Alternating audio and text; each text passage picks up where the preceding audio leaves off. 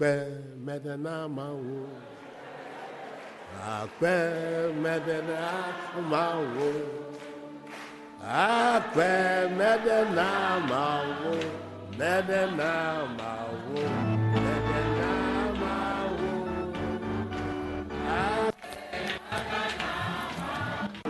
Medena mawo. Medena mawo. Medena mawo. Medena mawo. Medena mawo.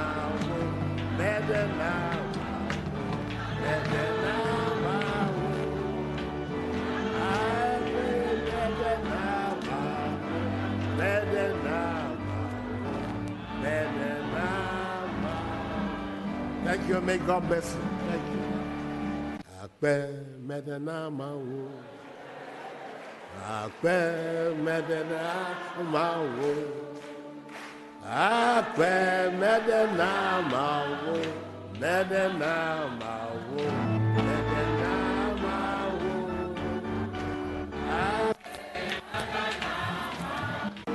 Medena mawo. Medena mawo.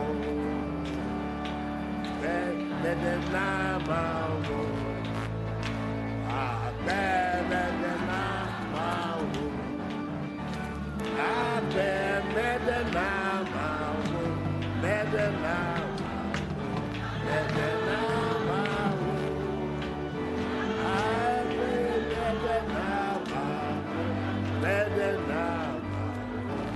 Medena mawo.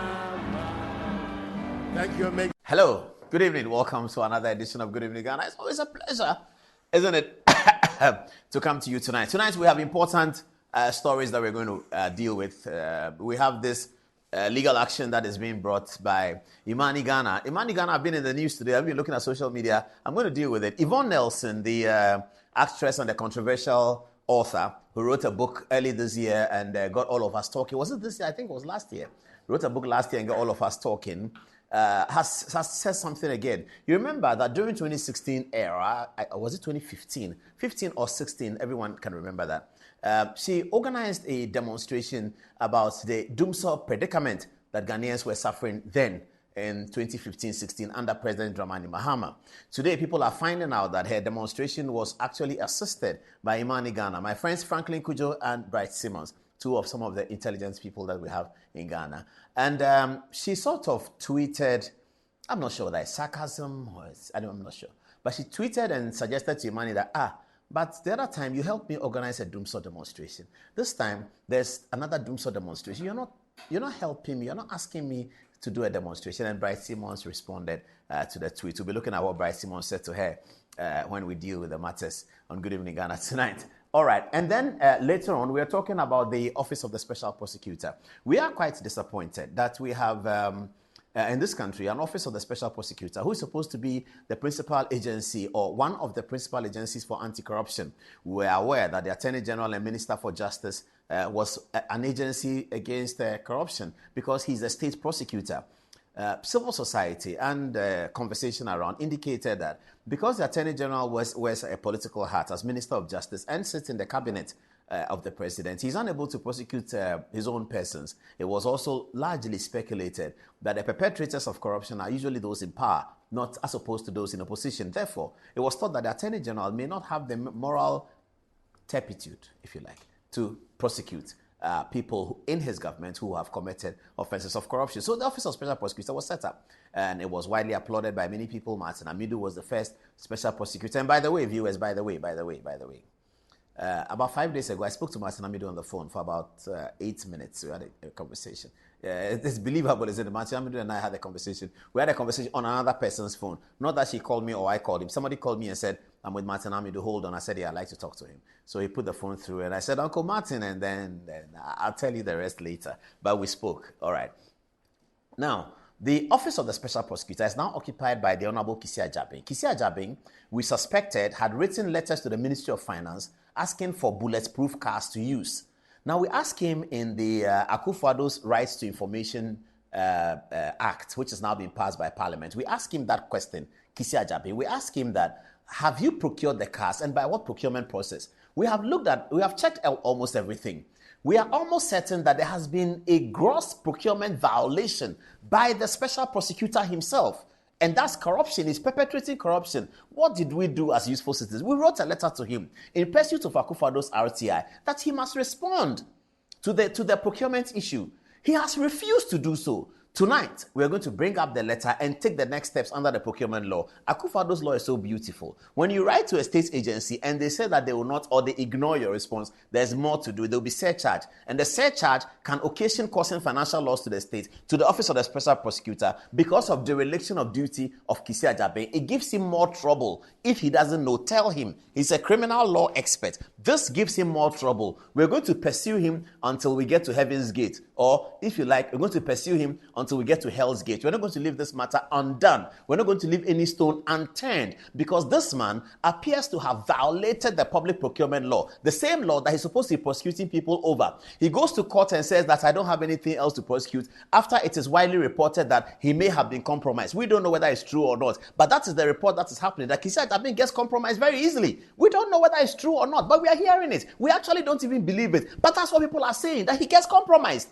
Is he suggesting to us that we should start believing those stories that he's been heavily compromised and that in fact he asked for being compromised? We don't know whether that's correct, but that's maybe it is true because of this kind of behavior. Here is a guy, a letter has come, supplied the general public with the information pursuant to Akufo-Addo's RTI, and he is refusing. Why? He has something to hide. What is he hiding? He thinks that we've forgotten. We've not been talking about it. From today, we are pursuing him to Heaven's Gate, or if you like, Hell's Gate. So that's an important story that we are dealing with tonight. And then also there's something else, isn't there?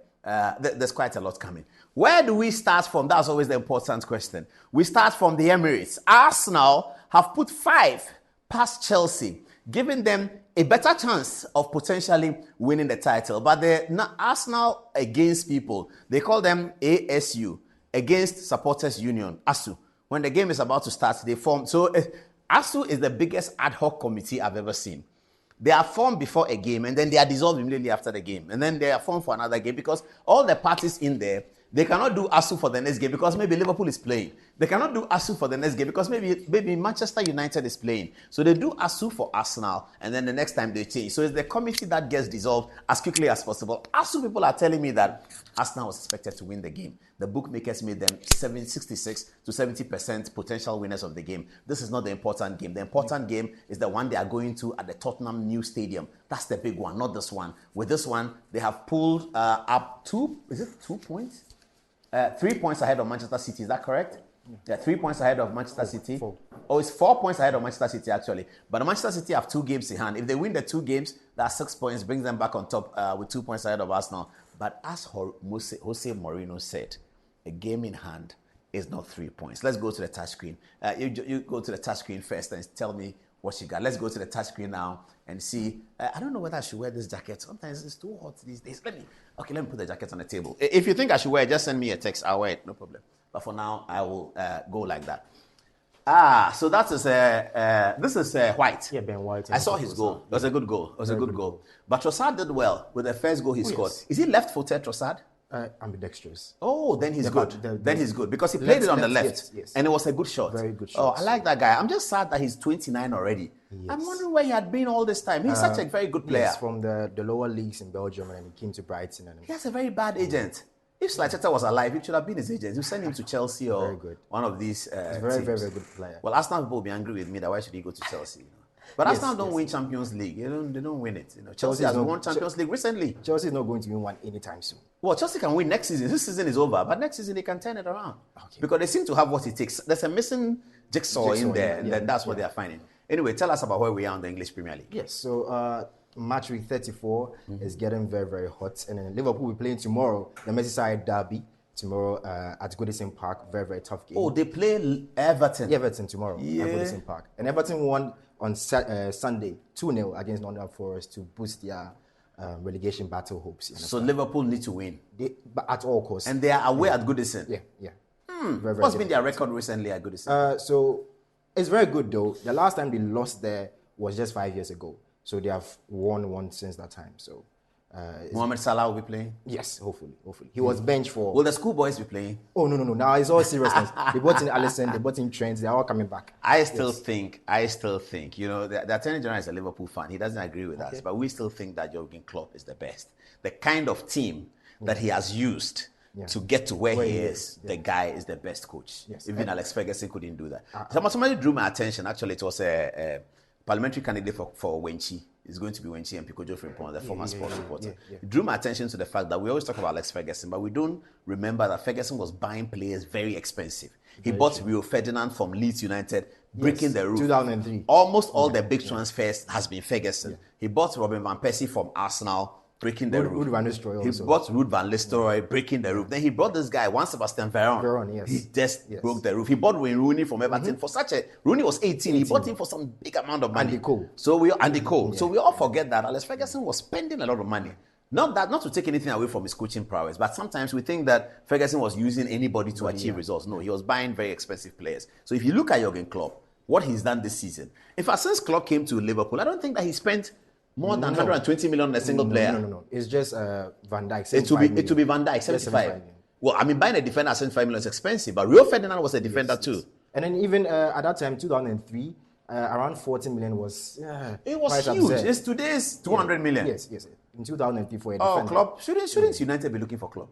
Or is he tired? He's going on a sabbatical for 2 years. He's tired, He's eh? tired. He's Maybe he's worn looking out. for the German national Yeah, team. the German national team. That's where he wants to He's end. worn out. He's tired. Yeah. He's tired. He's done a great job. He's a great coach. Arsenal had 10 shots on target. Chelsea had only 1. So it was a mismatch today. Havertz, their former player, scored 2 beautiful goals. When I asked my wife, who's a Chelsea fan, that what's going to happen, she told me that because Cole Palmer is not playing, she's lost hope. And I think that's what happened. So now There was they no are- Cole Palmer. Yeah, he was sick today. He had some. But that's a major blow. Is he sure? Is he sure he was sick or? Oh no, he's just tired. Or there are some things He's going just on. tired. He's just tired. They wanted to rest him. He has been, saving Chelsea time and time again. So I see. Havertz here again. So yes, let's talk about this guy, Declan Rice. Mm-hmm. He's in contention for being the PFA Player of the Year. For a DM, PFA player. yes, Okay. 6 goals, 5 assists in the Premier League. Is he DM? He's a DM. I thought he was But- forward more than DM. But since he came to Arsenal, Obvious, DM is a defensive midfielder. Sorry. yes, he said. But you see nowadays, it's not like the Roy Keane type of days that they were so robust, Makelele, that they were so robust, sitting deep. Now players move forward. So he's doing like Essien. Yes, Asian kind of.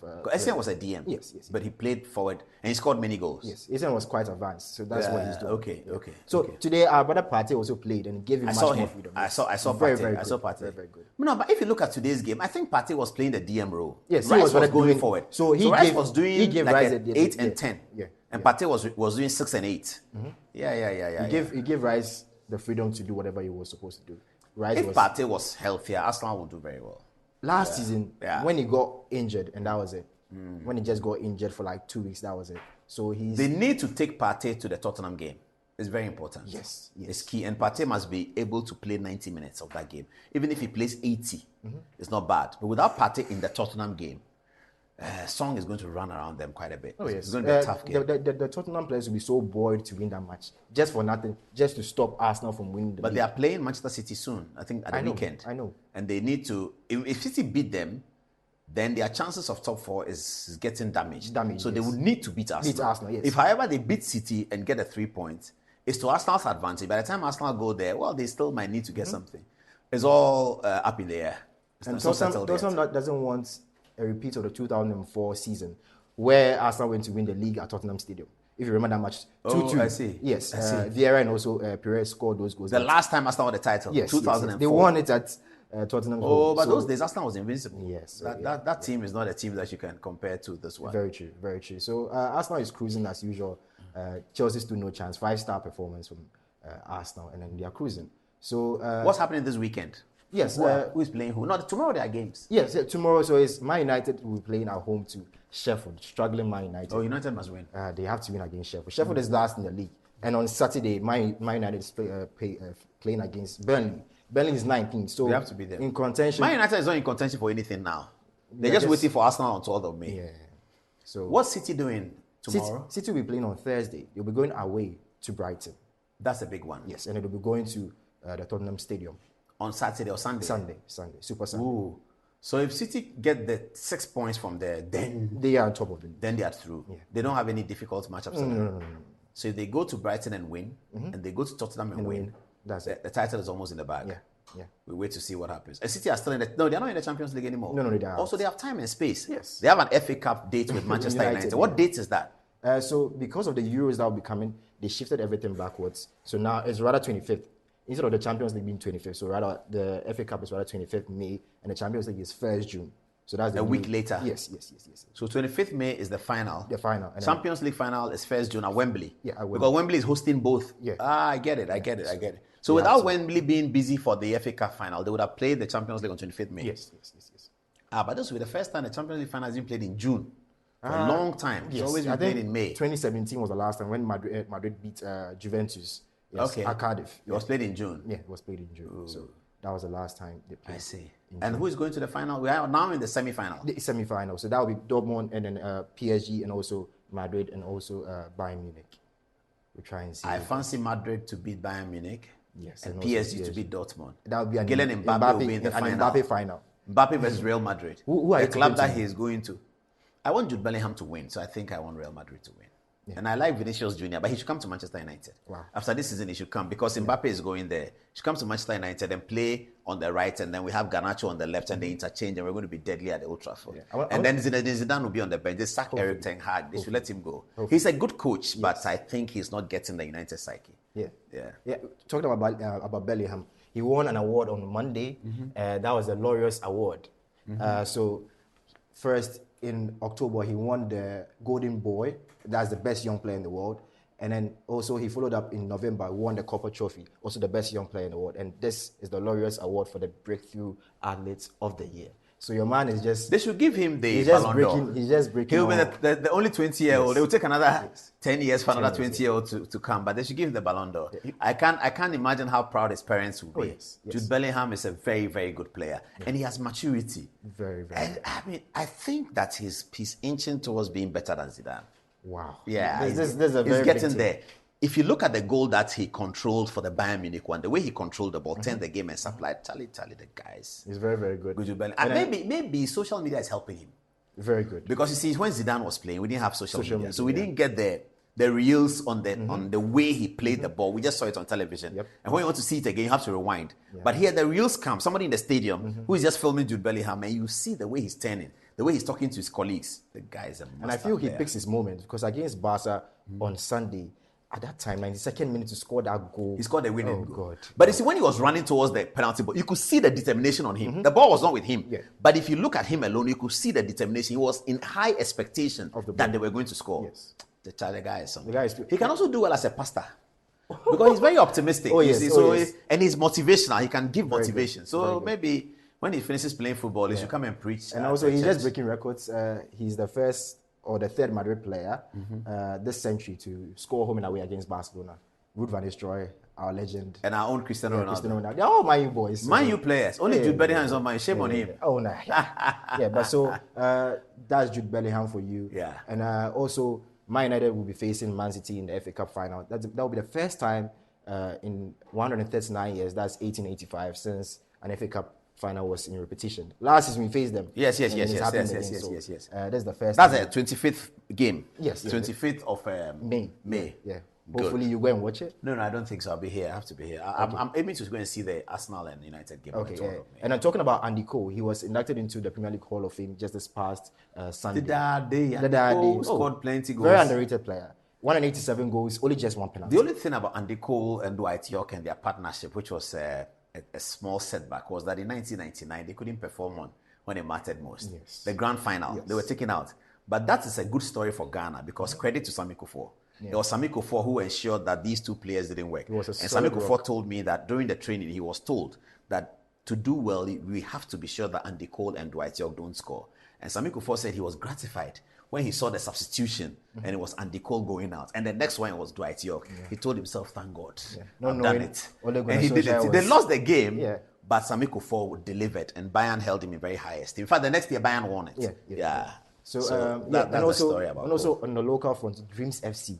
They went all our way to And got a goalless draw. Zamalek, and then they got When are they playing in Kumasi? I was just thinking I'm going this to watch it. Sunday. And Sunday. then, they have released a club statement that frigate for the Kumasi people. Whoa. So they want the place to be filled to Raptors. Oh, Zamalek there, they know that. Is it Ali or Zamalek? Zamalek. Yeah. Zamalek, they know Kumasi is their Waterloo. That's where they got a 5-1. Yeah, So they should get Safu Jenfi on the field. He should walk on the field that day. Safu Jenfi is still in Kumasi. Yeah. He was the godfather of that event. I don't know how old you were, but this is 1987. Oh, I was even born. It was 1987. So you don't know the Kotoko Zamalek story? I know Kotoko won. Well, in the Kotoko final. had gone away in the quarterfinal of the African Cup, what we used to call it. They had been beaten 2-0 by Zamalek. Okay, so they come back to Kumasi. In those days, when the Ghanaian clubs were playing the Arabs, they start the game at 2 o'clock on Sunday so that the Arabs can feel the heat and then they will hopefully struggle. So we always struggle with the Arabs in the second half. Yeah. When Tunisia or Egypt or Libya or Morocco came to Ghana, we play at 2 o'clock. Yeah. And when we went there, and it was usually, see, the Cup of Nations, the African Cup is played from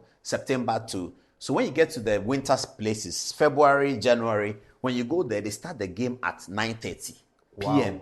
Yeah, top winter. Yeah, 0 degrees. Wow. Yeah, and you have Frank Amankwa. You know, these are our boys from Ashanti, Yeah, and yeah. you put them in the cold. And then so Very low so altitude. Kotoko had gone there, and they had been beaten 2-0 by Zamalek. Kotoko was in very good shape, but they were beaten 2. Abdul Razak was in the team. Safu Jenfi was in the team. Sarah Mensah was in the team. Ampia was in the team. Frimpong Manso, Mohamed Odum was in goal. Top class Kotoko. Robert Eshen was on the right, one of the best right backs that we have had. Yeah. So they are beating 2-0. They came to Kumasi with huge supports during the week. Support had been garnered. Rollins had issued a statement support of Kotoko. 5 minutes into the game, Zamalek scored. Wow. Yes, that's the story. Disaster. That was the story, and everybody felt, oh my goodness, this is over. Disaster. Those of us in Accra were listening on radio commentary by Harry Thompson, very good commentator. I don't know whether he's still alive. Harry, if you're alive, good evening to you. Harry and Yanum Thompson, they run very good commentary. So 1-0, and then the stadium was dead. And then Safu Jenfi told the supporters that they should come up. So they started playing the King, Asante Kotoko say. Then Sarah Mensah scored 1-1. Okay. Then Prince Opoku, Prince Polly scored 2-1. Then 3-1. And then there was a lot of jubilation in the stadium. And then people were told that, Charlie, we are not done. Oh. We are not in yet. We need another goal. And people were surprised that, we've scored 3. They scored us 2. I said, no, the away goal rule, they go through. Yeah. And then Safu Jenfi scored a 30-yarder. Wow. For the 4th goal. It was totally More of like amazing. a Pushkas goal. Yeah, it was amazing. Sarah Mensah scored the 5th goal. Yeah. And the Zamalek team was dissolved at the stadium. Wow. Yes, the coach resigned, everybody resigned. 5-1 Asante Kotoko. Big deal. So that's the story. So Zamalek, so Dreams FC must get Safu Jenfi. All those places they are there. Safu Jenfi, Sarah Mensah, Robert Eshen. I don't remember whether Kwesi Appiah was in the team, but it's very possible, but I don't remember. Yeah, Kwesi Appiah if he's there. Mohamed Odum if he's there. Abdul Razak. These were the players who gave Zamalek 5-1 at the same Kumasi Sports Stadium. So they should get the players in there and introduce them and just get the spirit of 87 coming back and hopefully they go through. But that's a very good story for Ghana. Hopefully we get a Ghanaian team in the final of the we should. Are they already in the money zone? Yes, that's the money zone. Oh, that's good. So the Dreams are already in the money zone. Oh, fantastic. So that means the game will be on TV. Yes, it'll be on TV. Oh, okay. Is DSTV showing it? Hopefully Star Times. Hey, Star Times. But DSTV might show. I think I have to check. Check on then on Thursday. Let's tell our viewers where they can watch that game. Those who cannot be in Kumasi, where they can watch that game. Hopefully they qualify and then they go to the finals. That'll be the first time a Ghanaian team goes to the finals since Kotoko and Hearts. Is this semi-final? Yes, this is semi-finals. Champions League semi-final. African Champions League. Confederations. Oh, Confederation. Yes. Oh, okay. Yes. No, Hearts of Folk have been in the final. They and Kotoko were in the first final. That was yes. So Hearts of Folk have won it. Yes, against Kotoko. Okay. The penalties. Yeah, I was there. I was Kotoko PR all the time. I was very much in the stadium. Wow. So I don't want you to say it. I don't want to remember. So that's why I leave it. So you have to leave my touch screen right now. You don't come and remind me of things I don't want to remember. Viewers, after the break, we have a lot of power coming in, a lot of politics coming in. Who are these? Okay, do you want me to do this one just quickly? I think they want me to do this very quickly. Yvonne Nelson is in the middle. Bright Simmons is here. And this is my friend Franklin Kujo. So what's the story? Now, Yvonne Nelson conducted a demonstration. I'm sure we all remember, except those who were born in 2018. Good evening if you are born in 2018. Please go to bed. It's late. Now, Yvonne Nelson conducted a demonstration then. Is it a protest, I should say? Is it a demonstration? Protest march. Protest march against Doom. So we hadn't planned it. We would have brought you some of the videos so you see it. In those days. We are learning today, however, that in doing so, Yvonne Nelson was heavily supported by Imani. So Yvonne Nelson, as you know, we are still experiencing power crisis, and many people have been criticizing President Akufo-Addo for going to Kumasi to launch the Ameri plant without explaining. I have something to say about the Dumso but I'll say it soon after I've done the story. I spoke to the chairman of ECG today because I was worried. They turned off my lights in the morning, and then I left the house, came to the office, and I told my guy that when the lights come, he should call me. Called me, said the lights has come. I went to, as soon as I go, the light went off again. And I was like, wow. So I picked my phone, I called the guy, I said, Masa, what is happening? So he told me the story. So I'll tell you. Let me finish with this though. Now, Yvonne Nelson says in a tweet, and she tweets quite a bit. Yvonne Nelson says in a tweet that she tweeted something like sarcasm. I don't know how you want to call it. She said, hey, Imani, but won't you come and support me to do another demonstration? I think, okay, so here's the tweet they put up. Thank you very much. Here's the tweet. It's Yvonne Nelson writes, it says, Imani Ghana, can we organize another vigil? ? I've been waiting for you to reach out like you did years back. Your team made our demo a success. I'm reaching out myself. The MPP and his leadership at Adodanko Akufo-Addo have taken Ghanaians for granted. Doomso, once again, must stop. Okay. 311.5K people watching is quite a bit. All right. So Yvonne Nelson put that out. Legitimate, isn't it? Legitimate. Okay. People have been making comparison with the Doomso that, this Doomso is not like that. It's not 4 years. Fair enough. Attached, the chairman of the committee thinks that the government should issue a timetable. Chairman of the Energy Committee in Parliament thinks that the government should issue a timetable. Attached is a member of Parliament for Abuakwa South, which is Akufo-Addo's constituency, as you may know. This is the same constituency Akufo-Addo had when he was president. But then Bright Simmons, have they put it there? Do you have that? Okay, yes. Bright Simmons comes up and says that we have, referring to Imani, we've been chasing ECG, pursuing CWM matters, fighting over gas value chain issues, a la Gense. Gense is a company that Imani has been probing quite a bit. Probing power tariff proposals, highlighting IPP debt buildup, etc., etc. I'm afraid I've never seen Miss Nelson amplify any of that work, ever. Not even a retreat. Now, why is that? Hey. Bryce Simmons is a pre-second. I call him Manche. Manche, if you are listening, how are you? I call him Manche. I call him Manche. So we are together. Don't worry. Those days, after Good Evening Ghana, when we used to be at Laboni, right? After Good Evening. That's the only time he can see me. That's the time I can see him. After Good Evening Ghana, he comes to my house and then we sit down. If Bright comes to my house at 9 p.m., we'll talk till 4 a.m. And I enjoy talking to Bright Simmons. We argue. The talking is not, it's just argument. Oh, you have done this, and your government, and I say no. We are fighting, and we drink our palm wine. Okay. We will go to East Legon. There's a place in East Legon where they sell palm wine. Late in the night, Olympia's place. She's moved from there now to Oak Plaza, whatever it's called.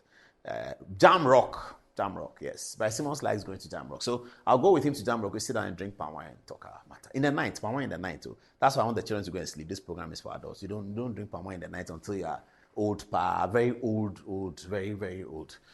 Okay. So Bright is a big brain guy. No, you can't take that away from him. Bright is a big brain. So Bright Simmons says that, but you, Yvonne Nelson, what are you talking about? You are talking about Doomso. When we started talking about ECG, we started talking about the gas value chain, the things that we thought would take us into a difficulty in energy. We have been discussing them. You, Yvonne Nelson, you haven't said anything. Then today you come that we should come and support Doomso demonstration. What's wrong with you? Why haven't you supported it? What shall I say about this, viewers? You decide. You send your text messages to Good Evening Ghana official. And I was going to say the ECG matter, but I didn't ask them to get me Herbert Crapper's photograph. It will take a while. They'll get it for me. After the break, that's the first thing I'll deal with. What did the ECG chairman tell the Good Evening Ghana host today about the Doomso situation? I asked him that, Herbert, can I tell the general public that? He said he'll call me back. He called me back and said, Paul, you can tell the general public. I said, are you sure? If I tell them and they come and tell me that you said this and this, then this, he said, tell the general public. After the break, I'll tell you. I'll get his photograph so that the story makes sense. But this one is Gonja Man. Who is Gonja Man? Okay. It's the same thing. No. Gonja Man says, perhaps you must realize that the Ghanaian public is demanding equity and consistency in checking the government. And there's somebody responding to Bright, I think. If the vigil was used to press for fixing Doomso during NDC, surely it's justifiable to wonder why blah, blah, blah, blah, blah. Okay, all right. But the question for Yvonne Nelson too is that yes, the people have been talking about energy issues. If you are interested in energy issues, the people have been talking about energy issues. You haven't said anything. It doesn't mean that Imani should not support a Dumsor demonstration or a Dumsor protest. It doesn't mean that. But this is the story. Tell me what you think. And then after the break, I'll show you what Herbert Krapper taught me. That's the first story. We go to Kisia Jabe and try and deal with his recalcitrant behavior. And then we will explain to you why Imani Ghana again is asking the Supreme Court to tell Akufo-Addo that take your hands off the Chief of Defense Staff and IGP Dampare. You can't touch them. Take your hands off. And any president who comes after Akufo-Addo, you cannot touch IGP. That's the matter before the Supreme Court. We'll show you what's in the Supreme Court. Many people feel that this has been organized by Dampare himself. I don't know whether it's true. Dr. Dampare, did you organize this? Get Dampare's photograph for me. We'll deal with that as well. After the break, this Good Evening Ghana is live. I'll be in my jacket by then, so forgive me for looking black and white like a piano. I'll be right back. This is Good Evening Ghana. Paul Adumochi as always, and it's live.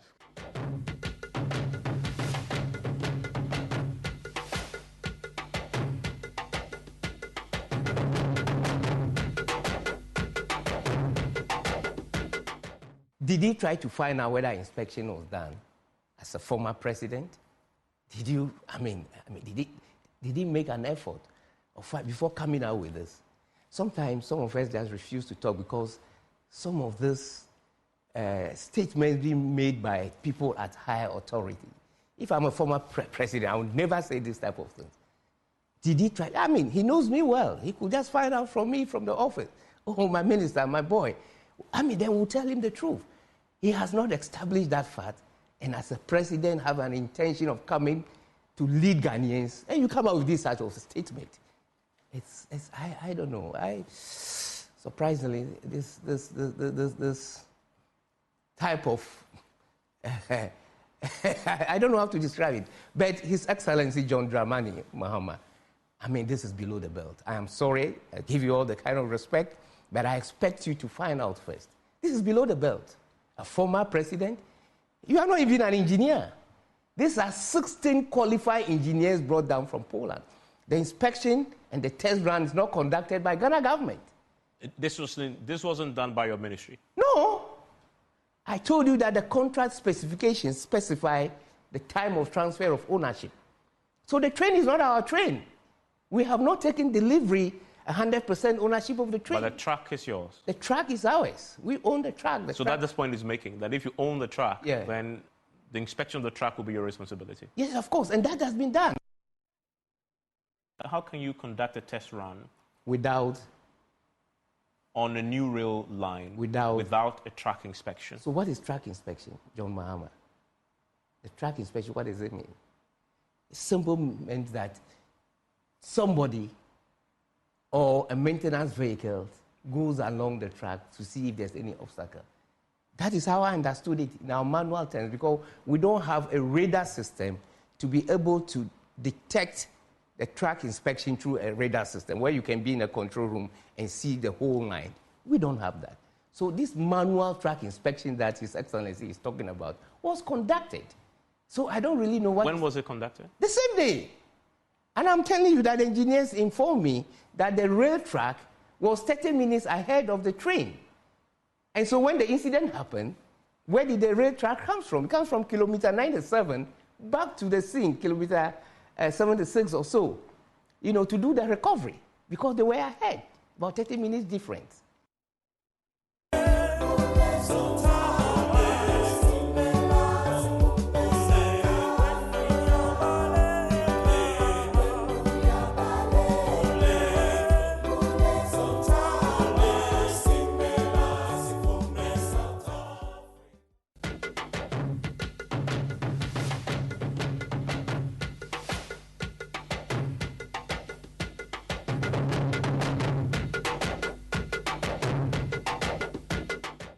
Welcome back. The majority opinion was that I should wear the jacket. So I'm in the jacket now. I look like a pious priest, isn't it? By the grace of God. All right. I'll take the text messages now. Did you see the video that they were showing? Peter Amewu is fighting with John Dramani Mahama. What are they fighting over? Well, John Dramani Mahama says that if he were president, he would have inspected the rail. I don't know whether his advisors asked him to say that. I'm sure they did. Peter Amewu says that there's no dereliction of duty. He inspected the rail. And that he also said something about the train going to Ipakadan that President Mahama was not happy about. I'm surprised that President Mahama will not be happy about something going to the Volta region. That's a stronghold. That's where he's going to get most of his votes from December this year. So I'm surprised President Mahama will say anything about that. But that's what Peter Mehu reports. We're here to verify that story. That's why we're not using it. When we verify it, we'll use it. But I'm surprised to hear that President Mahama will complain about something going to Volta region. Peter Mehu insists and maintains that President Mahama said that, and that he's from the Volta region, and that the people in the Volta region also deserve something. So in Pakadan, the train going to Pakadan will open up the Volta region to trading up north on the eastern corridor to etc. etc. Akufo-Addo has done well, hasn't he? He's done well. Yeah, the lights are off. We're all struggling with Dumso, but now I have some Dumso information. Okay, Herbert Krapper is my good friend, and I've known him for quite a few years now. I knew him since 2006 when he came to Akufo-Addo's office and became the president's personal assistant and spokesperson. That's why I know Herbert Krapper. He's a very brilliant man. Today, when I had my own experience, the experience I already shared with you, come to the office and then there's no light in the house. I called the house, Charlie, today is Tuesday. I need to come home, and I like to do my production thinking and preparation from home. My rehearsal, standing in front of the mirror, doing these things. I like to do them at home because when I do in the office, then somebody enters the office, they start wanting to call the psychiatric people and say, Charlie, Mr. Adomoche, it looks like there's some problems. So I do it at home. I don't do it here. So I told my guy that, Charlie, when the light comes, call me. So he called me. He said, the light has come. Did I rush? So I was about to start the thing. No, the light went off again. I can't come back to the office and come back home again. I was terribly frustrated. So I took my phone, dialed Herbert Krapper's number. It rang. He didn't pick up. I said, like you see. I was there. He was calling. I said, he's calling me. I picked. I said, Honorable. He said, Mr. Adomoche. I said, Charlie, but what they go on? He said, why? I said, you did ask me why. No, you'll be ECG chairman. He said, Adomoche, calm down. Today, I'm adding 200 megawatts. You know that the minister is in Holland. I said, I don't know where the minister is. I don't care. What is happening? He said, the minister is in Holland. He sorted something out. I said, so when? He said, I can assure you, within the next 10 days, we are getting enough to set all these things down. Everything will be fine. I said, Herbert, are you sure? He said, take it from me. In 10 days, everything will be fine. I said, the doomsday that we are suffering, 10 days, what are you going to do? He said, but today, Tuesday, I'm adding 200 megawatts. So today, we are not shedding as much as we are shedding. I'm adding 200 megawatts. I'm telling you today, because something has come. And I'm going to fix it, because when the minister comes back, he's already called me. It was past 11 o'clock. He said, it's past 11. He's finished the meeting. He's spoken to me. We are fine. In 10 days, it could be 1 week, but I said, okay, should I go and say it on TV tonight? Then he said, wait, let me come. I said, you see, you are giving me. Say, you wait. I put the phone down. I said, these people, anyway, I'll go and report them to the vice president. Then he called. I picked. I said, Chairman. He said, Paul, you can say it on TV. I said, oh, wow. I'll put your picture there and say, put my photograph there and say it. So this is Herbert Krapper. He's the chairman of ECG and deputy minister for energy. He has told me today that today he has added 200 megawatts. He has told me that I should mark today's date. 1 week, maximum 10 days from now, he will be able to resolve the Dumsor matter and they will be able to make a statement in Parliament. I heard Parliament complaining today that Matthew Opoku Prempeh, the minister, has not come to make any statement. I agree with Parliament. Matthew Opoku Prempeh must come and make a statement in Parliament. But Herbert told me that by the time Opoku Prempeh is coming to Parliament to make a statement, he'll be coming to Parliament to announce that the Dumsor that we had, the temporal power outages, is completely over. Now, John Mahama and the NDC, bring it on. Let the campaign start. Ha, ha, ha. That's what he said. I'm excited, but if he doesn't do it, viewers, please remind me. I mean, I'll be reminded because the light goes off. I'll call that. He said the thing will go off. 12 days now, the light has gone off. So that is Herbert Krapper. Viewers, if he's lying, I'm lying. But this is what he said. He said I should put his photograph there. I should mention his name. His name is Lawyer Herbert Krapper, LLB, LLM, BA, barrister at law, and solicitor of the Supreme Court of Ghana. This is him. This is what he said. So, okay. So, we can relax more, but the light, Charlie, the thing can be painful. Hey, the level of the sunshine, when they turn off your light, Jesus Christ, it's criminal. I mean, when we were children, we actually used to enjoy light off. Please, do you remember? When the light goes off, we are running, we are happy, light off, because the light never goes off. In Burma Camp where I live, light never goes off. So one day the light goes off, we are happy, light off, then we are dodging the house help is coming, then we are dodging here, he can't catch us because there's light off. When the light finally comes, then we are disappointed. And those light off is 10 minutes fell, then 15 minutes. Charlie, that 15 minutes we can play. Where's Kwame Ngwa? Me and him. Kwame Ngwa is in London. Me and him. Where's Niyama? We're together. When the light goes off, yeah. You see, when the light goes off, as big as the house is, you can cross the road and go to the next house. Your mother won't know because the light is off. So when you are passing by her, you do like this. She's sitting there conversing. You do like this, then you slip away. Then you go and knock the Amma's door. They say, hey, how did you get here? I say, Charlie, the light is off. Then we are excited. But, Charlie, today, when the light goes off, it is painful. Painful to the core. It's not about politics, so it is painful. I now understand the resistance to John Mahama. I mean, we all resisted it, but the heaviness of the vote against John Mahama, I think, was animated by this doomsday thing. Apart from all the other things John Mahama did. This doomsday thing. Charlie, Herbert Krapper, please keep it straight and narrow. Keep it truthful, okay? All right, that's Herbert Krapper. Let's take the text message and we come and fight to Kisi Ajabi. And then we explain to you what the civil servants are looking for. Oh, yes! Afra Franto, yeah. Oh, yo. Alan Chamati is in the news today. My good uncle. Alan, Michelle, oh, Alan is a nice guy. I mean, if you know Alan Chamatin, Charlie, when you see him now, you start smiling. Alan said, Afra Franto, yeah. When you see Alan Chamatin, you start smiling. But today, Daily Guide reported something that I didn't even believe it.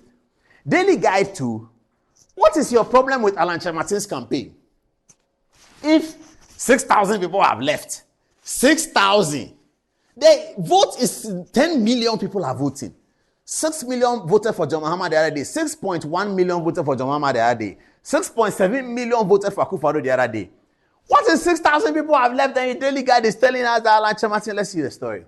Over 6,000 defectors from Alan Chamatin's movement returned to MPP. Is the story there? Oh, do you have? Okay, it says more than 6,000 supporters of independent presidential candidate Alan Kojo Chamatin of the faltering movement. Oh, that is whose word is it? Who is right? Is it Metro TV? Oh. But Metro Online too, why are you calling Alan Chamatin faltering? Please, viewers, I read Metro Online a lot, and sometimes I write some of the stories, but I didn't write this one. I beg you.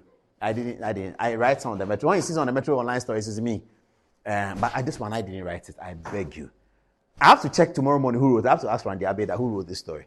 But why are you saying faltering is, how do you know that it's faltering? No, I don't agree with this one. This is accusatory. The report is quite accusatory, but let's see what it is. I saw this story in Daily Guide anyway. More than 6,000, you've taken it away. Okay. More than 6,000 supporters of independent presidential candidate Alan Kojo Chamatin of the faltering movement for change have returned to the New Patriotic Party and announced something. Please get me the Bawumia video ready. That one, the Bawumia, the one who went to speak with the tree song. Get that ready. Okay, let's see the next one. The next one is, it's good you left now. Abu Sakara tells defectors after return to MPP. So it's true. Oh, viewers, forgive me. I was criticizing Daily Guide for putting up a story that may not be true. From this story, this is from who? It's not showing the sources. Adom Online. This is from Adom Online. It looks like Abu Sakara has responded. You know, Abu Sakara is preparing to be Alan Chamatin's running mate of sorts. I heard a story that I can't say on TV, but let me give you a gist of it. It's a meeting between Cheddar of Accra Academy. You know Cheddar of Accra Academy. That is Nana Kwame Bediako. Nana Kwame Bediako of Accra Academy and Apam Secondary School. The motto of Accra Academy, I didn't go to school there, but I've known it forever. Esse quam videri. Esse quam videri. It's in their song. You know, it's there. Presec is illuminatuo videbimos lumen. In their light we shall see light. So one day I'm running for president. Then I go to Bolare, or maybe Bolare is running for president. So I'll go to another person. So me and Bolare are competing. He's Esekwan Vidari, I'm Illuminous. Then I go and they say, hey, Mr. Ademochi, you want to Presec? Oh yeah, what's a Presec motto? I didn't go to school for the motto, man. I went to school to learn. Now, all those who know the motto, now they know about Paul Ademochi. Now, damn you, don't ask me that question. What is that? What was that? Esekwan Vidari. The answer is finished. You move on. You went to the school. At the time you were in the school, To be a student who is making obeisance to the course and who is focused, you ought to know the school's motto. It doesn't mean that you are not business-minded. I mean, what are we doing in this country? You don't know a school's motto, it means you are not business-minded. What is the meaning of that? The people who go to Harvard, who have built Microsoft, who told you they don't know Harvard's motto? Who told you that? Who told you that Mark Zuckerberg, he doesn't know the motto of Harvard? Who said that? He built Facebook, Meta, he calls it. Oh, I talk Steve Jobs. Who told you he doesn't know the school that he went to? I think Steve Jobs went to, is it Princeton? I can't remember. Barack Obama went to Harvard. So if he remembers the Harvard motto, it means he's not business-minded. He doesn't know how to sell and make money. He doesn't know how to do Uganda's gold. He doesn't know how to dredge water because he was learning the school anthem. Maybe I'm wrong. Maybe we are wrong. Maybe it is true that we have come to an era where going to school to know the motto is irrelevant. It's rubbish. Just go to school and learn, Just get yourself together, You have to know how to make money, yeah? You make money, then you can build something, yeah? You don't sit in school and just learn the white man's bullshit. That's what they say. You're learning the white man's bullshit. That's white man's bullshit. That's what you're learning. You don't know the motto. What do I need a motto for? I don't need to know a school motto, That's what Kofi Wayo says. My friend Kofi Wayo. That's the kind of thing he does. I think that the young people should be trained better in this country. There are examples. Recently, we are dealing with the social media phenomenon. And many of the older women who are complaining about this Henry Fitz social media phenomenon are worried because their daughters believe the story they heard. That you work hard, you come to work in the morning and do a morning show and you buy a Range Rover. Their daughters believed it. So some of their daughters wanted to be journalists. And they are angry. I'm not angry. It's human behavior. We all falter. It's okay. But some of these women who spoke to me said that, Mr. Adomachi, you are taking this matter too kindly. You have to deal with it.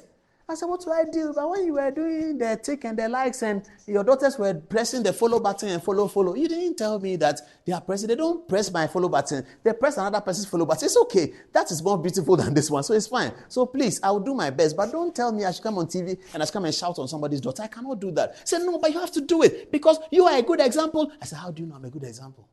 Then they keep quiet. I said, madam, how do you know I'm a good example? He said, do you also do that? I said, do what? He says, Mr. Adomachi, you have to take me serious. I said, I'll take you serious, but you are saying I'm a good example. How do you know? How do you know? You thought somebody was a good example. Today you found that the person is not a good example. You are thinking I'm a good example. Why? How do you know? What have I done? How do you know? So, you see, it is about the young people. As for me, you can do anything you want with me. I'm going to be 50. I'm fine. But the young people, 25, you have to tell them the truth. What is it that you go to school, you don't need a motto? The people who did the motto, they all know about me. Really? What should we do? Anyway, so I changed the thing. I've come back to my original. Abu Sakara says it's true. He says, it's good you left now. Abu Sakara tells the defectors who have returned to MPP. Defectors to why are you returning to MPP? Did you leave MPP to join Alan and you are returning? Well, anyway, is there any other story? All right, I think that's about it. I'll get the social media comments right now. But let's go and watch this montage from Alhaji Bawumia. Maybe Bawumia's prayers are working. You see, because Alan Kyerematen and co left MPP to expose Bawumia. They wanted to have Bawumia exposed. They wanted to embarrass Alhaji Bawumia. They wanted to suggest that the process that elected Bawumia as presidential candidate of the New Patriotic Party was a failed process. And they were not able to achieve that because Kennedy Japan, who came second and not Alan, said to the general public on the day of the voting that the election was fair, that he had lost fairly. That was significant. Beyond that, Alan Kyerematen has been doing his things and people give him attention. I watch everything Alan is doing. I like him, so I watch it. And so they have continued to, and Alan had even gone for it to say that Bawumia is a Muslim. He didn't mention his name. He said, don't vote for non-Christians. So the whole Alan Kyerematen situation has been designed to embarrass Mumuni Bawumia. But God is a different God, though. So, please, play the song. Good evening, sir. Play the song. Get the Bawumia montage for him. Dr. Bawumia, please, don't worry. I keep praying. But, Dr. Bawumia, there's doomsday must stop before you start your campaign. If you campaign and there's doomsday and you come to our town and there's doomsday, we will be using torchlight to shine your face. We won't listen. We will shine your face with a torchlight till you go away.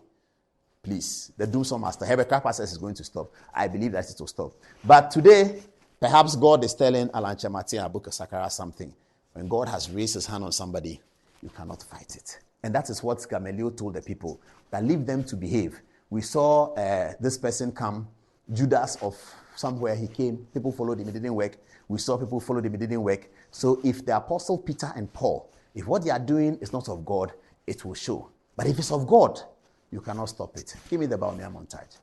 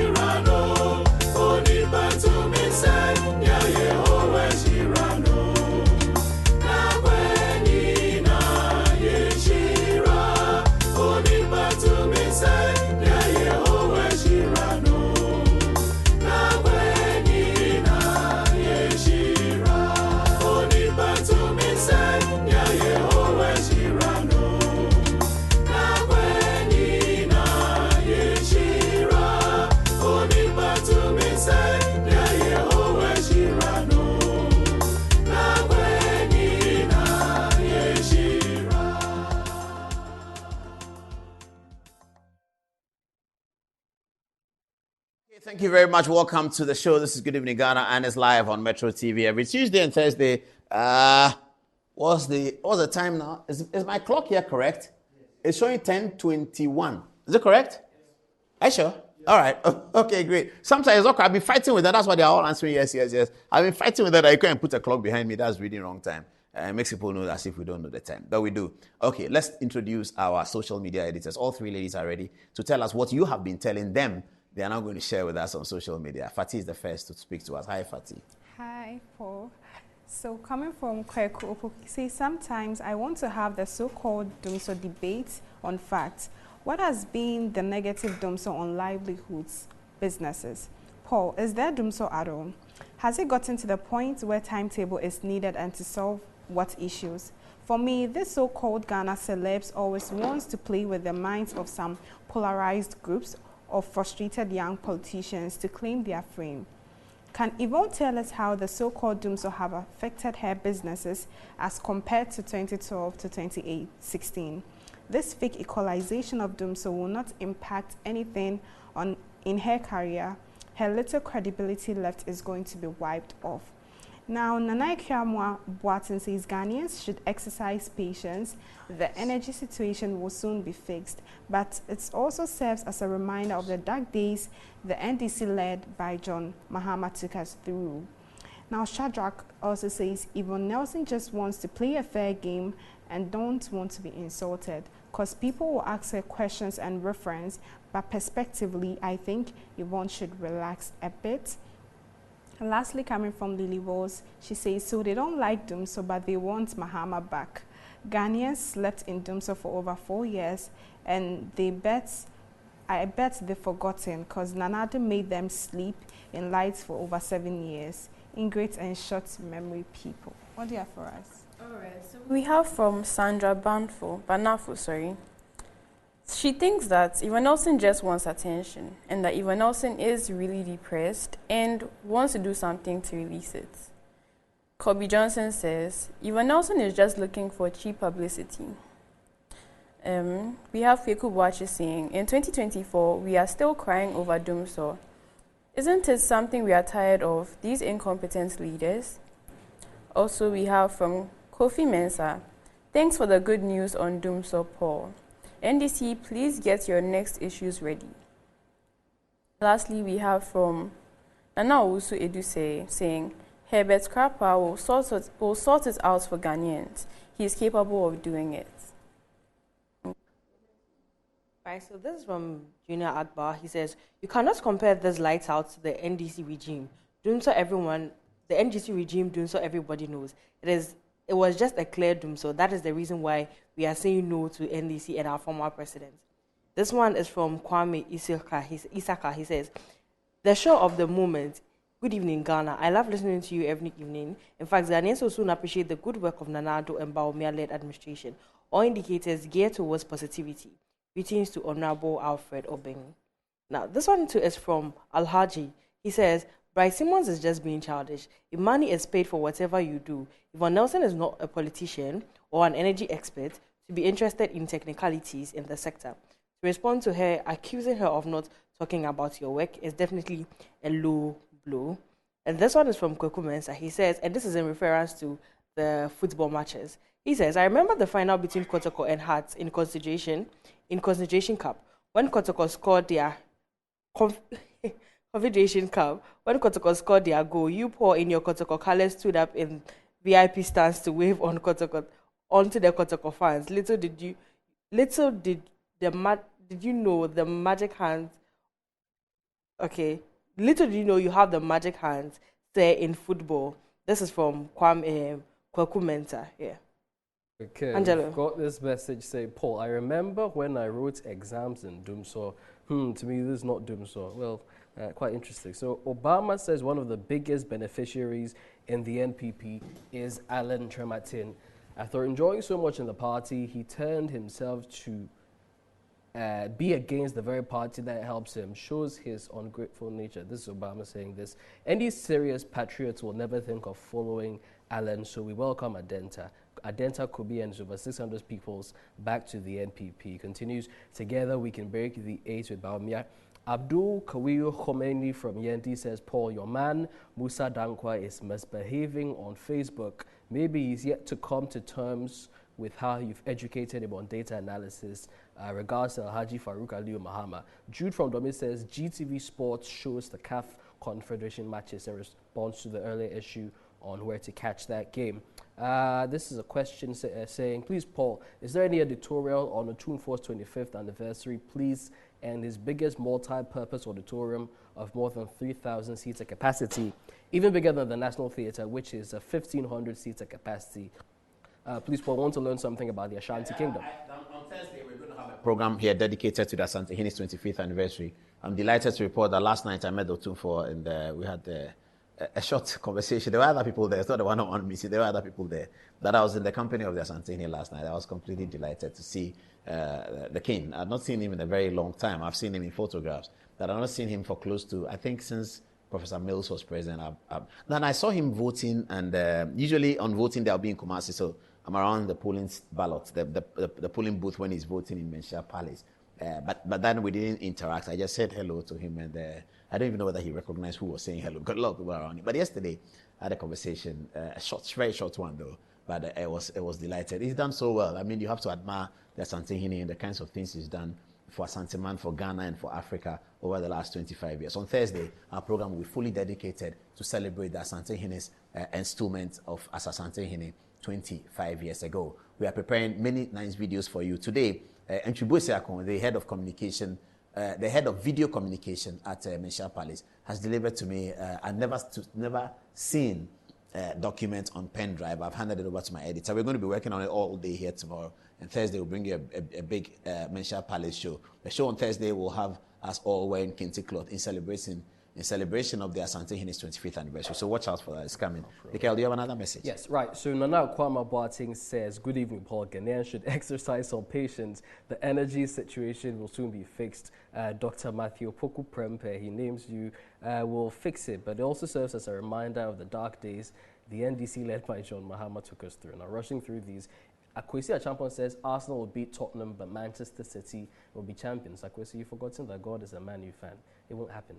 Anyway, we've got Daddy Papa saying, don't forget Joseph Carr, your goalkeeper, to the earlier presentations. Now, Evan Sasanti says, Paul, the way you've arranged your flags for the two political parties shows exactly how the election results will be. NPP first and NDC second.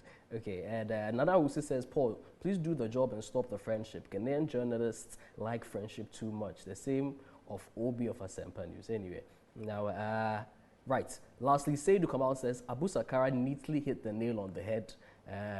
from Kamal Bonga Atlantic. Back to you, Paul. All right. Thank you very much. Let's get to our stories. Do you have another break to take? Maybe we should get the breaks out of the way before commercial comes to fight me. All right. After the break, Kisi Ajaben is on, and then we'll be explaining the case. We'll try and do Kisi Ajaben in 10 minutes. Another 10 minutes we'll explain the case. Not many news stories today, but I'm sure on Thursday you'll be enjoying our cultural program. That's Asante Hene's anniversary. It's on Thursday. We'll do something in the studio. So commercial break time now, please. We'll be right back.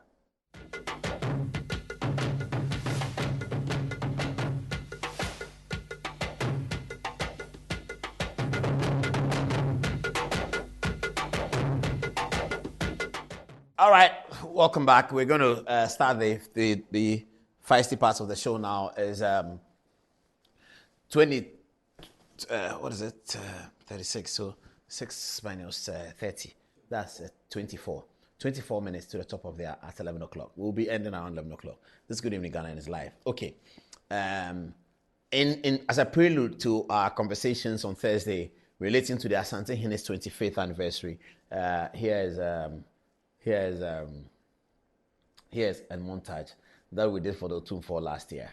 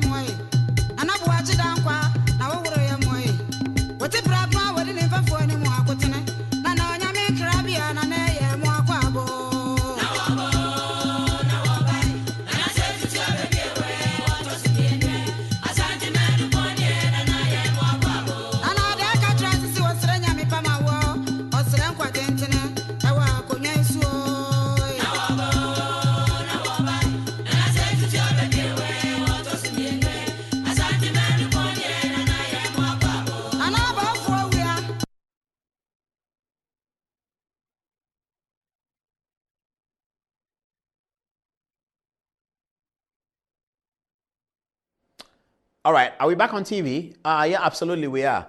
All right, welcome back to the show. Welcome again, viewers. Let's get it done. Nana Asante Hene. Asante Hene, you can't greet him by heart. That thing I do, good evening, say, good afternoon, say, is not Nana Asante. This is Asante Hene in a photograph with the King of England recently since his ascension to the throne. Nana Asante Hene and his wife, Lady Julia, and the King of England, King Charles, in the middle. Asante Hene is celebrating 25 years on the throne. We didn't know that King Charles has very funny comments regaling the Asante Hene with, I'm sure, anecdotes about royalty. And the Otumfuo is in great laughter. Lady Julia at Buckingham Palace, I believe, with King Charles and the Asante Hene. The Asante Hene on Friday, I believe, will be celebrating 25 years on the mighty throne, the Sikejwa Kofi, the Asante Hene too. This is not the Asante Hene, by the way. Please don't make a mistake. It's very far from the Asante Hene. Anyway, we'll be celebrating the Asante Hene on Thursday. Kisi Ajaben is here with us. Good evening, Kisi. All right. So what is happening? Why is his photograph here? His photograph is here because he's being recalcitrant. He has been behaving like a child whose milk has been taken from him. This Honorable Kisi Ajaben, who is Office of the Special Prosecutor, he's expected to be chasing corruption. He sits down and brags about being very powerful and all that. People know that. I mean, I'm the only one who knows. People, he brags quite a bit, and he's powerful and he can jail people. He just brags. It is the bragging that led him to the embarrassment that the justices of the court called him into a meeting to tell him certain things that I cannot repeat here because I wasn't there, I was told, and I don't want them to know who told me. But the justices of the court, they called Kisi Ajaben to a meeting and they spoke to him about something. It is after that he started, and I don't have anything to say about Slider Power, I've withdrawn it. I don't have anything to say about ABAJ. Then he files a new one. It is that meeting. But they want to protect the institution. I am telling you, viewers, for free. Kissi Agyabeng was hauled before the justices behind closed doors, and he was told that you have to behave. Are you a 9-year-old boy? He doesn't know how I know, but this is how I know. Because we have been here for a very long time. So we know. So since then, he started, So I was thinking in my mind, should I go and tell the justice that, look, the guy is not responding to the RTI? But here we are, viewers, because we are taking you through. I was in Kumasi 2 days ago and yesterday. And I met people in the street and said, Kissi Agyabeng, I don't know where Jai. I said, calm down. You know, MPP people, they are MPP, blue blood.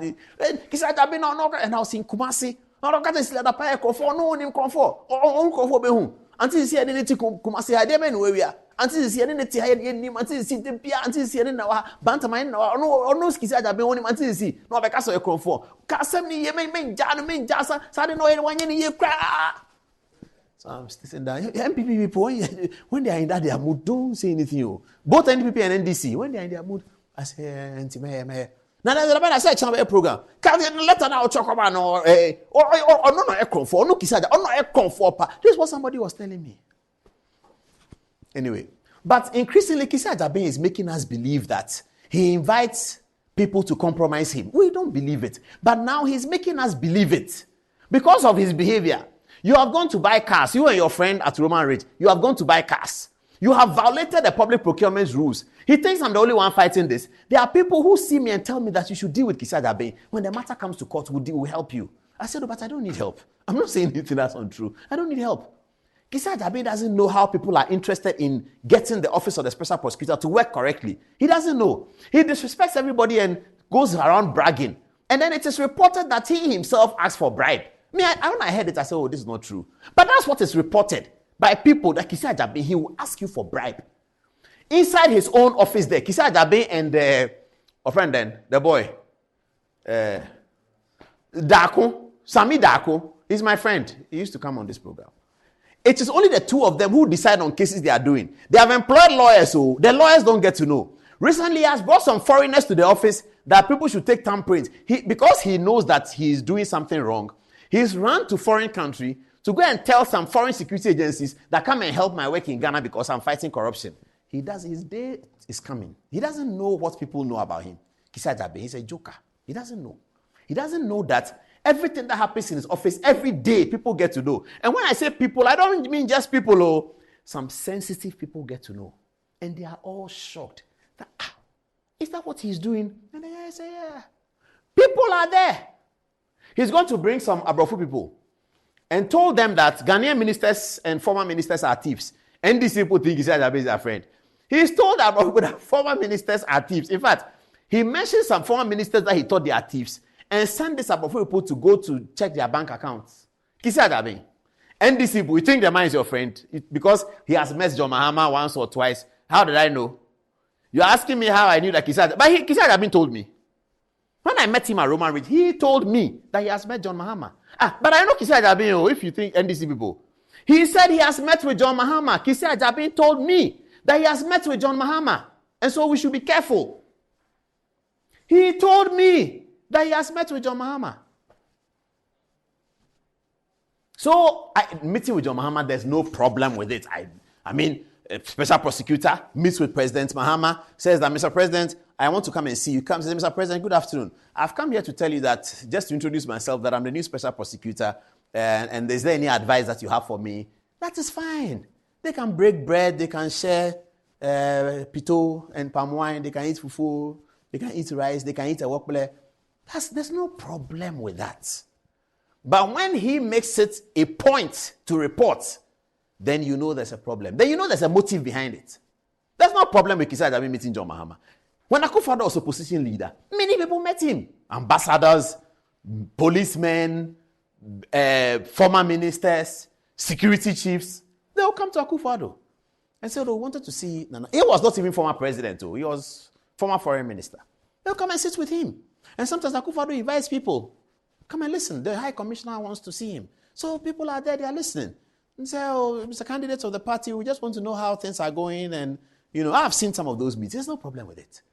But he goes to meet John Mahama and tries to hide the meeting as if there's a problem. You can write a letter out of your office on your letterhead that, dear John Dramani Mahama, H.E. John Dramani Mahama, of special visits from the Office of the Special Prosecutor. Dear sir, we request a visit for the Office of the Special Prosecutor to sit with the former president and some of the members of his team that he chooses, just to inform him of the work that we are doing, the new dimensions that we are taking the anti-corruption fight. Thank you very much. At your earliest convenience. Then you sign. Honorable Kisi Ajabe, what does it say? BA, LLB, WCY, PhD. Then you sign it. That letter can go to the whole world. Nobody cares. There's no problem. But when you are hiding it, hey, I'm going to meet Mahama, which I don't tell the driver. What are you hiding? What are you hiding, Kisi Ajabe? Anyway, that's not my point today. Today, my point is the law. We have written a letter to Kisi Ajabe that he should explain. Here is the letter. Please, viewers, let me crave your indulgence and go through it. Good evening, Ghana. That's our address. Metropolitan Television. Dr. Issa Street. Hey, is that the name of... Is that a... Viewers, forgive me, those of us who are old, this street name stay. It's only in Europe that we remember street names, and but here Ghana, the only street name I remember is the one that when we were at Joy FM, we used to joke and tease people and call them 88 Fanofa. And when your head is big, we say 88 Fanofa. There's a guy whose head is big, I won't mention his name. We used to say, there's what they call Fanofa did a room. I say, hey, if you hear the name, they call it go vex. So yeah, they come. 88 Fanofa Road. I hope I'm getting it correct. The one we went to City FM is called, someone will kill me. Richard Sky, remind me, what's the City FM? Done by 11 Tete Loop. How can I forget? I would have died if I forgot it. Because I've said this so many times. Welcome to Eyewitness News. This is City FM. Now my 11 Tete Loop. They will be jumping. We used to enjoy the job. We still enjoy it, don't we? Anyway, so I didn't know. Thank you for reminding me. The street on which Metro TV is called Dr. What's the name? Iset or Ise or what? Iset, okay. Dr. Iset Street, North Ridge, Accra. The board chair, Mrs. Linda Ofoyekwafu. As for Linda, I'm looking for her. Linda Ofoyekwafu, you can stand there and talk about anti-corruption every day. We have written, Linda Ofoyekwafu was one of those who promoted the RTI. Linda Ofoyekwafu, please tell her I'm calling her. Otherwise, we'll write to her personally. Linda Ofoyekwafu, you were sitting down supporting RTI. I know you from Legon Hall and XB. You were supporting RTI. RTI has come. You are chairman of special prosecutor. We've written a letter 5 months. You are sitting now pretending you haven't seen it. You yourself, are you not anti-corruption? Are you not corruption? Linda Ofoyekwafu, you are Transparency International. You fought for RTI. A letter has emanated. If you haven't seen it in the office, we have published it here. Nobody has told you, then listen to it now. A letter has emanated from Good Metro TV to your man who is anti-corruption, who is corrupting himself all over the place as alleged. And then you Linda, you sit there, why do you take some of the compromised money that we are hearing that we don't believe? The compromised thing, Linda, have you also been compromised? We don't believe that people have been compromised. Everybody says so. Answer the question. Have you been compromised, Linda? Have you been compromised? I get so angry. Linda Ofoyekwafu sits there and talks about corruption as if every politician in Ghana is corrupt. You sit down and you go and do procurement breaches. You people wait. You go and violate procurement breaches. You go and buy cars from Roman Ridge. And you violate procurement breaches. They can't sit down there. We write letters. You pretend you haven't seen it. You will hear them. You think that's what? You can take Ghana for a ride. So what you were doing and forcing RCI to pass a law because you have hatred for Akufo-Addo and you thought he wouldn't do it. Now Akufo-Addo did it. He has embarrassed you. Linda Ofoyekwafu, Akufo-Addo has embarrassed you. You had hatred for Akufo-Addo. So you followed up to pass RCI law as if Akufo-Addo was afraid of RCI law. Akufo-Addo passed the RCI law. Now you, Linda, answer RCI question. 5 months, you can't answer. Did you take some of the corruption money as alleged? Linda Ofoyekwafu is the one who is annoying me the most. You sit down there every day, corruption, every day anti-corruption. You are representing Transparency International. You are the chairman of Office of Special Prosecutor. You sat down and they went to buy cars from Roman Ridge. You will answer the question, you people. You will answer the question. You think we are joking? Office of Special Prosecutor, 11 December. How is Ima Anote? She was calling people to call me that she hasn't bought any bag. The investigation is over. They have brought me the report. Thursday, I'm due to for. Next week, Tuesday, tell lawyer Ima Anote. I have the information. Every money she received from GFA since normalization committee, I'm going to publish it here. Next time, they should come and tell us that they are less corrupt than somebody. Lawyer Ima Anote, tell her, I'm talking about Linda, I remembered. Every money she has received since I'm going to publish it. That thing she's telling people to tell me that she hasn't taken any. We will see. The report is, you see, we are journalism. We don't do it like that too. Look at how many months ago I was talking about Linda. I commissioned my reporters to get it. Monday is when, yesterday, they brought it to me. I said, Laila, I've carried it. I've given it to a lawyer. Look at it for me. Thursday, so tune for. Next week, Tuesday. Oh, it will be beautiful. You see, people who do like their paragons of virtue, when they are actually that crass, it is so annoying. That's what the parents are fighting over the Henry Fist thing. Hypocrisy. That's what the parents are angry about. If you are doing your thing, do it. Nobody cares. But don't come and pretend you are blue when you know that you are yellow. That's what annoys people. Linda Ofoe-Kwafo. If you took some of the Roman rage thing, you have to bring it to. Because the Roman rage, the man, he's my friend. I like him. I can go and talk to him. He's my friend. He's your friend more, but me too, he's my friend. There's only few things that at my level I don't know. After doing journalism for 20-something years with the same people recycling NDC and PP, there's only few people I don't know. When Manasseh went to take that his book money, and I mentioned it, he came to tell Ifeanyi Pokuwa.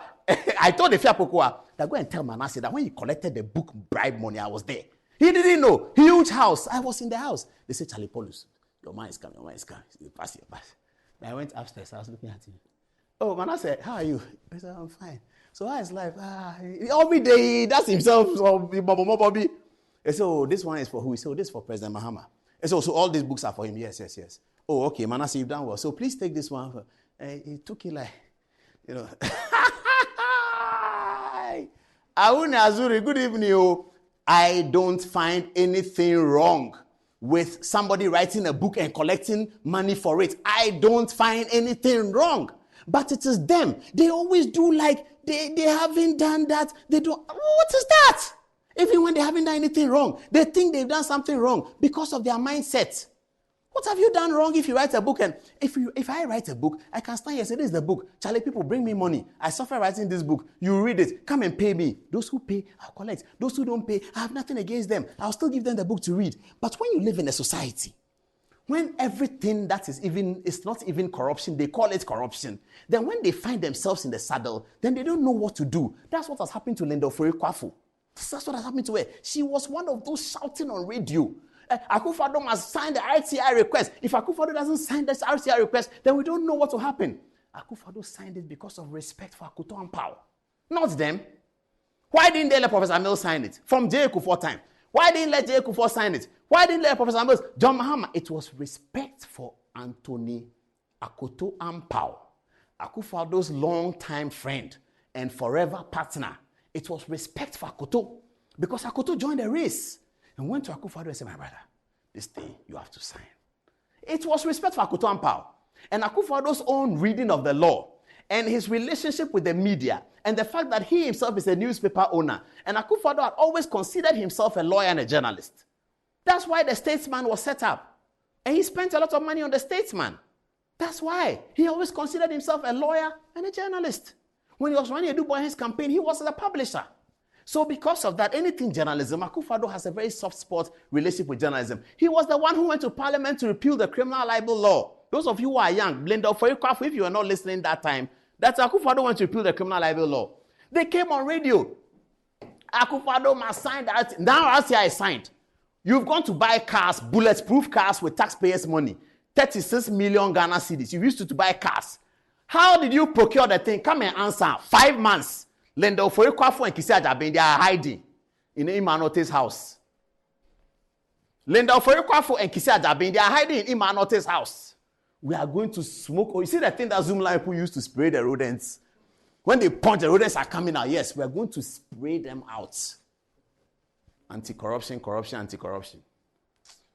We write concerning the topic as provided above. We write to your office requesting information in answer to the following. On the 2nd day of September 2021, did the Office of the Special Prosecutor send or cause to be sent a request to the Ministry of Finance and Economic Planning titled Application for Commencement Warrant, unquote, requesting funds for the purchase of certain cars to the tune of 29 million Ghana cedis? If yes, was the said request approved by the Ministry of Finance and Economic Planning? Okay. If yes, were the funds disbursed by the Ministry of Finance and Economic Planning? 4. If the said funds were disbursed, what procurement process was adopted in the purchase of the cars by the Office of the Special Prosecutor? 5. If the said funds were disbursed, what company, agent, or entity was engaged to provide the said vehicles to the Office of the Special Prosecutor? If yes, are the cars being used as at the 11th of December 2023? They are afraid to answer the question. They think that we are joking. We count on your prompt response concerning so and so and so. Please, where is the date of our letter? Is it dated here? Yes, our letter is dated 11th December 2023. We are in April, January, February, March, April. 4 months. Linda Oforikwafu, who was screaming on top of her voice that Akufo-Addo should pass the RTI bill, has refused to answer this question. 4 whole months. 1, 2, 3, 4. Nikki said, they are dodging, and they are hiding in Imanote's house. We'll push them. We'll spray them like the way Zoomline has been spraying the rodents. We'll spray them out. They're hiding there. Okay. So what is our next step, viewers? Just to do fidelity to the process, we are now going to apply. This is what the law says. The head of this is Act 989 and Section 1 thereof. Section 33 of the Right to Information, Act 989. So this is 33(1). Okay, so Section 33 and 1. The head of the public institution to whom a request for internal review is made shall, as soon as reasonably practicable, but in any event within 15 days of receipt of the request, make a decision and notify the applicant of that decision in writing. Except as otherwise provided in this act, a person aggrieved by a decision of the information officer of a public institution may submit an application for internal review of that decision to the head of the public institution. Okay, so at this stage, we are reporting Kisi Agyabin and Linda Oforikwafu to the RTI Commission. The RTI Commission will make a determination on what we are saying, and then they will decide to contact them. If they don't work, they will surcharge them and give us the money. Once the surcharge happens, and the OSP pays, Kisi Agyabin will have, by dereliction of duty, by violating a public law, caused and occasioned financial loss to the office of the OSP. It is coming. He is joking with this process. He doesn't know that this process could become his Waterloo. Kisi Agyabin is joking with the process. Lawyer B, are you there? Get ready. We are going to court. Because Kisi Agyabin is joking with this process. It is in his interest to quickly answer the question. If he jokes with this process, it will become his Waterloo. Tell him I said it. We have been here for 25 years. Tell him I said it. When he was in the school he went to, St. Peter's or something, we were already here. When he was doing SSS, we were already here. We are still here. We respect him. Life is not about longevity. Life is about impact. So we respect him. We don't have any problem. But respecting him doesn't mean he can violate the laws. As for Linda Oforikwafu, we don't even know whether we respect her or not. Maybe we do. We think we do. But some things can be annoying, viewers. When you're in the country for long and you see these things. Linda Oforikwafu, they've passed the RCI law. You are chairman or special prosecutor. You go and buy cars without procurement process. And they call themselves paragons of virtue. These people, they call themselves paragons of virtue because they have not been in elected office. They are not minister, they are not deputy minister, so they are not corrupt. Who told you that? We are going to catch you. You are not minister, you are not deputy minister, so you are not corrupt. You are a paragon of virtue. Somebody too goes to GFA and collects all the money there and is still talking. We will see. The report is ready. Alrighty. Oh, we are 11 o'clock. Okay. What are we going to do? We're going to do the law, isn't it? Okay. We're going to do. I don't know whether we'll have time to do a producer. These days, they say I should try and close at just soon after 11. So I'm trying to obey. Text messages now. Do you have some text messages for us? I'll start with Ella. Ella, what are people saying? All right. It seems everybody has a lot to say, especially about this issue. This is from Junior Akbar. He says, the earlier we talk about this man, the earlier we forget about him, because the special prosecutor has not fought about corruption. He is a disgrace to the nation. What kind of special prosecutor is this? Kofi says, interesting days ahead. When is next week coming? I am excited for the next conversation. This one is from Ofe. He says, Kisi Agyabin is the main reason why when the clarion call is made to Mother Ghana, the youth of Mother Ghana is utterly dangerous. The youth of Ghana should be disappointed in Kisi. All right, so this is from our friends at the Blue Jeans Energy Drink. They said that Blue Jeans Energy Drink has been on the Ghanaian market for over 20 years. we already know what it does for the body. It contains vitamins and nutrients like vitamin B2, B3, B6, B12, as well as taurine, which is known to boost your strength and energy, as well as promote high performance and endurance. Blue Jays Energy Drink has been tested and tried. It is indeed the best. Blue Jays Energy Drink is for the bold, active men and women. So go on and grab a cold can and power your day from all shops nationwide. Clement Hansford. Congratulations to King Otumfuo Osei Tutu II. George Bwampong says that he's Anas's boy. We have Akwesi Echampong saying, Paul, do you perchance know where Kofi Wayo is? Lastly, from Clement again, Martin Amido and Honorable Kennedy Ejapong said a lot about this guy, Kisi Ejabing, and it has all come to pass. Fatih. All right. So coming from Junior Akbar Tamale, he says, sometimes I don't blame the special prosecutor. I blame the president for appointing such a person as our special prosecutor. If not Ghana, elsewhere, they would have fired this man a long time ago. Saidu Kamal said, Paul, you're a great asset to Mother Ghana. And lastly, coming from Quim, he says, in fact, I feel very uncomfortable when Paul talks about Mr. Ajabeng. The president appointed him as the OSP. So if you have any problem with his performance, why don't you channel your grievances to the president for his removal? Now, we have our sponsors, Lieutenant Elevators. It says, enjoy the fruits of your labor, they say, but as humans, aging and physical infirmity stands our way of enjoying our mansions and homes. It often becomes challenging, if not impossible, to use our stairways day in and out. Worry no more, because with portable American pneumatic vacuum elevators, PVEs, you are sure of unlimited enjoyment of your mansions and homes. It is a simple use self-supported elevator for vertical movement of humans and goods at homes and offices. The original comes in 3 custom-made models with wheelchair accessibility to choose from. You may call it luxury, but it is a necessary imperative for vertical mobility. Do not let aging or infirmity limit you. Get one for your easy vertical mobility at home or office. And it's affordable and can be installed within 3 days with modification to your building.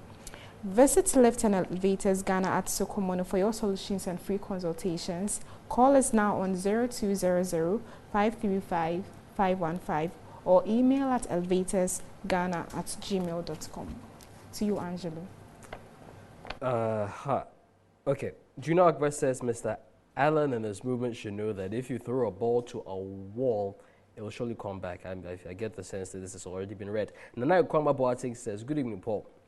Kisi Ajibing is simply wasting the public purse. He's using his position to victimize people who are not in his good books and using the office for his personal gains. Now, Prince Banza, a PhD researcher from the University of Lincoln, England, says this quite long. I'll read it quickly. He says, does it come as a surprise to you that all the governance experts and anti-corruption crusaders, including our big brother, the Go-Go advocates extraordinaire, have all been silent ever since you made the presentation about the office of the special prosecutor and the gargantuan amount of money allegedly used by the SP to procure a bourgeoisie type of vehicle to provide comfort for him?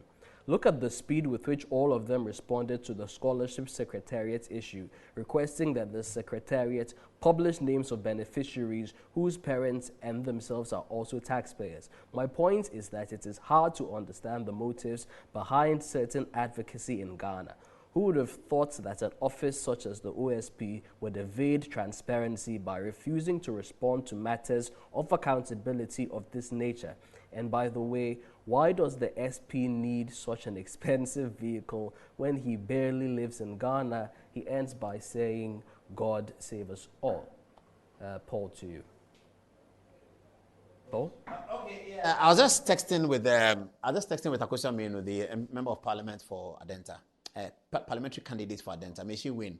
And she was telling me that she's going to be on 3FM tomorrow. I'll be listening. So those of you MPP people who want to listen to Akosia Menu should be on 3FM tomorrow morning, I think from 7 o'clock. That's when the morning show starts, isn't it?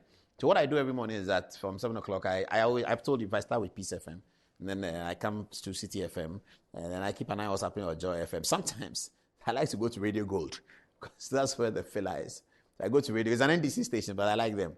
I mean, Radio Gold have a way of making the story interesting, you know. So I go to Radio Gold and I listen to the NBC talk quite a little bit, and then I come to Good Morning Ghana, and then by 11 o'clock, I'm getting ready to start work, you know.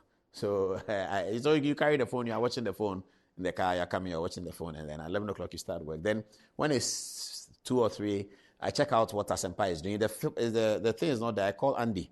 Andy lives in Kumasi, but he gets to know what's happening on Asempa that is in Accra. So I call Andy. Andy, I know Asempa then echo. So grandpa, I said, whenever. Or something, okay, grandpa, Eugene Asempa, Eugene, so we can it's only pardon. So then I listen to Asempa. I love listening to Obi.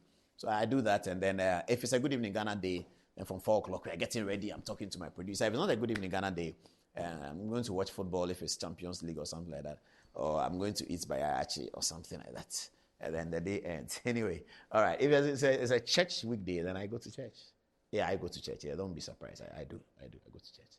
Okay, viewers, I think we'll leave it here. I've just sent a text to my boss that he should allow us to close at 11:15 like we were doing before. I think they are complaining that there's a sponsored program that comes after our show, and the sponsor is complaining. So we're trying to reach the sponsor and explain to him that Good Evening Ghana is a bit controversial. We are sorry about it, but sometimes we need a bit more time. So they'll give us a bit more time. We'll also try and, as much as possible, see whether we can start maybe 5 minutes before 9, so we can deal with some of the things before 9. Then by 9 o'clock, we're on the highway. It's always very difficult because we're always remembering things late. It's my fault. Forgive me. Sometimes at 10 minutes to 8, I'm now calling and say, look for this montage. We have such a gamut of material, about maybe 6 terabytes of material. When we're looking for something, it takes a very long time. So they look for it, and we see it's 9, 10, and then that kind of thing. Because we always like to evidence things with videos and depict it.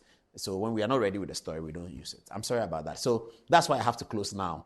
I will do the Imani story on the suit next week, Tuesday. I promise you, viewers, it's coming. We are desperate to do it because we think people should understand it. And maybe Dr. Dampare's prayers were, because we're going to put his photograph there and allege that he's responsible for the suit because he doesn't want to be moved from office, knowing that some MPP people and some civil society are asking for the removal of the Inspector General of Police. Anyway, President Akufo-Addo will make his own decision. He's a very independent man. Thank you, viewers, for watching Good Evening Ghana tonight. Thursday, there's another special edition. That Thursday's edition is dedicated to the Asante Hene's 25th anniversary on the Gold Days too. Watch out for that and don't miss it. Let's end with Asante Hene's montage. If you have it, just get it very quickly, and then if you have it, just tell me. So the Otumfuo has been on the throne for 25 years. He inherited the throne from his uncle, Matthew was his name. Opoku Ware II was the Asante Hene before Otumfuo Osei-Tutu. And Opoku Ware II became Asante Hene in 1971. And in 1999, Opoku Ware II passed. In circumstances that was expected, he had been unwell for a while. And he passed. And then the search party started work. And the Bema Kwekudia, as he then was decided by the Asante Hema. And he was nominated on the 29th of April, or he was inaugurated on the 29th of April, where he took the sword that had been held by Komfanoche, had been held by Osei-Tutu I, had been held by Ntim Jakari, had been held by Prempeh I. It was held 300 years later by Bema Kwekudia at the Menchia Palace, and he sworn in. This is 25 years ago on 29th April. That happens to be this week Friday, and on Thursday, we'll give you a big Asante Hene story towards the event. Watch out for that. On that note, we say good night and congratulations to the Asante Hene.